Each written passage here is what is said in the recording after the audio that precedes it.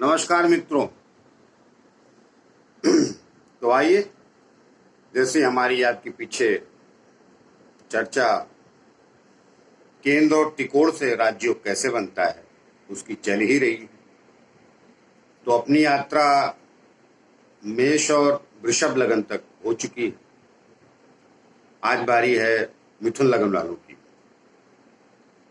तो केंद्र त्रिकोण राज्यों समानता लोगों की कुंडली में पाया जाता है और ये काफी बलवान होता है और काफी अच्छे परिणाम देता है, काफी अच्छे फल देता है। दशा, अपनी अंतरदशा, उसमें मनुष्य को बड़ी ऊंचाइयां देता है जिस भी क्षेत्र में मनुष्य रहता है। तो आइए आज मिथुन लगन की बात करते हैं। और उसके पहले थोड़ी सी रिक्वेस्ट है, जिन लोगों ने हमारा चैनल सब्सक्राइब नहीं किया है तो कृपया वो कर लें।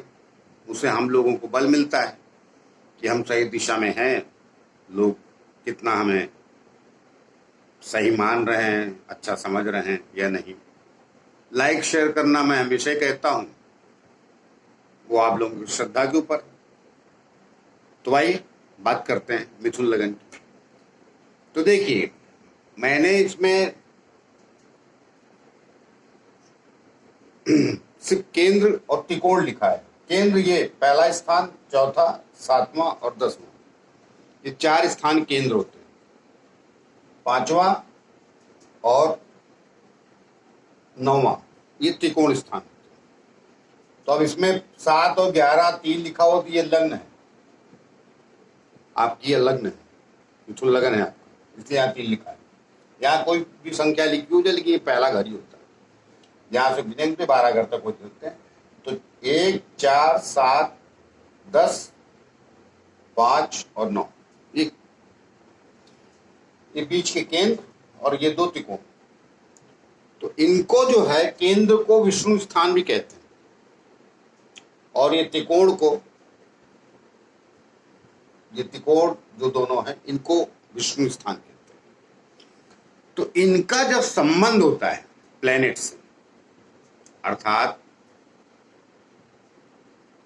केंद्र में बैठा हुआ, अब जैसे ये मिथुन राशि लिखी है तो उसका स्वामी बुध हुआ, और ये कन्या राशि लिखी इसका स्वामी भी बुध हुआ। ये धनु लिखा है और ये मीन राशि लिखी, इन दोनों का स्वामी गुरु हुआ। तो इन में 2 ही प्लेनेट केंद्र के मालिक हुए, एक बुध और एक गुरु।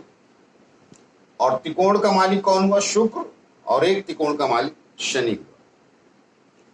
तो अब इनमें जब इनसे संबंध हो जाए, अर्थात ये बुध यहां आ जाए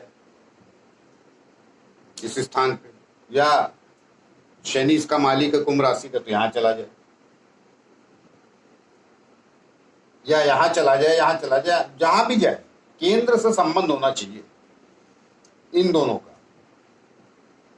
7वीं और 11वीं राशि का जो प्लेनेट है, अर्थात शुक्र का और शनि का, गुरु और बुध से संबंध जहां भी बनेगा, यहां और इनमें विशेष तौर से, तो ये जब दशा अंतरदशा में आएंगे तो मनुष्य को ऊंचाइयां देते हैं। या केंद्र का, ये भाग्यस्थान भी बोलते हैं, 9वें स्थान, ये त्रिकोण है, तो इस भाग्यस्थान भी बोलते हैं, त्रिकोण भी बोलते हैं इसे। तो यहां का स्वामी, चलिए यहां लग्न में आ जाए, या यहां आ जाए, यहां आ जाए, यहां आ जाए, तब भी ये राजयोग हो जाएगा शनि से। तो शनि अपनी दशांतर दशा में अच्छे परिणाम देगा, मनुष्य को ऊंचाइयां देगा। एक राशि उसकी छटे जाती है, तो 19 साल की दशा चलती है शनि की। तो अब सारे 19 साल नहीं देगी, कि एक राशि इधर भी है अष्टम में, तो थोड़े बीच बीच में 19 सालों में कुछ पीरियड खराब भी जाएगा, मतलब सो जाएगा। बाकी का समय बहुत अच्छा बीतेगा। शुक्र बैठ जाए इनमें से कहीं, या इनमें से बुध में इधर आ जाए, या गुरु इधर आ जाए केंद्र त्रिकोण में, इनका जहां से भी संबंध हो, या एक दूसरे के सामने आमने सामने बैठ जाए, जैसे गुरु माली यहां बैठ जाए और ये शनि यहां बैठ जाए, या ये शुक्र यहाँ बैठ जाए आमने सामने, जब बुध के। तो कहने का तात्पर्य है जब केंद्र का स्थान 4, 1, 4, 7, 10, जहां मैंने केंद्र लिखा हुआ इसलिए केंद्र और त्रिकोण लिखा, बाकी मैंने कुछ लिखा नहीं पूरे बोर्ड पे बाकी घरों का। बाकी घरों की गिनतियां लिखी हैं, कौन सा घर। मिथुन, माफ कीजिएगा, मिथुन लगन में कौन सी राशि किस घर की स्वामिनी होती है, वो लिखा है मैंने। तो केंद्र त्रिकोण से जब भी राजयोग बनता है तो वो मनुष्य को ऊंचाइयां देता है, और ये पाया जाता है कुंडलियों में, जनरली कम पाया जाता है लेकिन अधिकतर कुंडलियों में मिल जाता है। और कई बार दशाएं इसकी देर से आती है तो थोड़ा देर से तरक्की होती है, लेकिन जब भी आएगा तो देगा जरूर। वैसे भी मिथुन लगन थोड़े व्यापारी बुद्धि के लोग होते हैं, समझदार लोग होते हैं, चतुर भी होते हैं।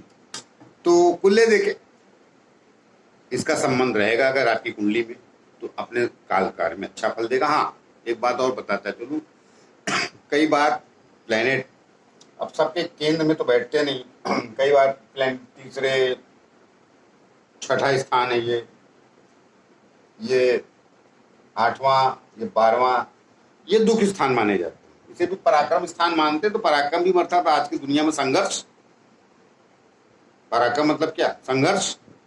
तो संघर्ष भी कष्टी है।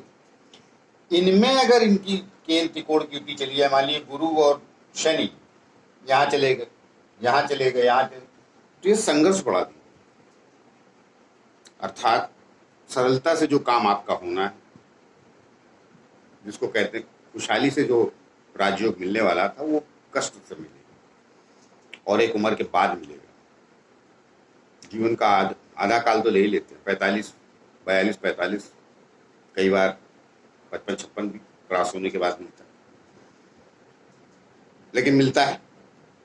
मगर यहां बैठ जाए तो आप खुशहाल, इन 6 स्थानों में केंद्र त्रिकोण में दोनों बैठ जाए, केंद्र त्रिकोण का संबंध हो जाए तो करिश्मा, मनुष्य का जीवन बहुत खुशहाली से, तरक्की पसंद, मतलब जो भी जीवन में अच्छाइयाँ होती हैं, तरक्की जिनको कहते हैं, प्रसिद्धि मिलती है, मनुष्य कामयाब होता है और जीवन में सफल होता है।